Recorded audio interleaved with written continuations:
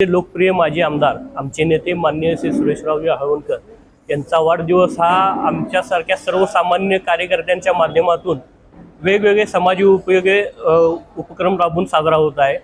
हा वाढदिवस आम्ही सर्व कार्यकर्ते मोठ्या उत्साहाने करालो, कारण का तर आमच्यासारख्या एक सर्वसामान्य कार्यकर्त्यांना बळ देण्याचं काम आमदार हळवणकर साहेबांनी केलेलं आहे।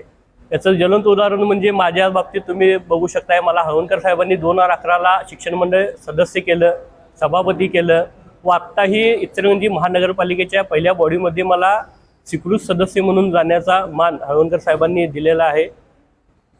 माझी ईश्वरचरणी एवढीच प्रार्थना आहे, ज्याप्रमाणे एका कार्यकर्त्याला बळ देण्याचं, त्यांना न्याय देण्याचं काम, त्यांच्या निष्ठेला मान सन्मान देण्याचं काम हळवणकर साहेबांनी केलेलं आहे।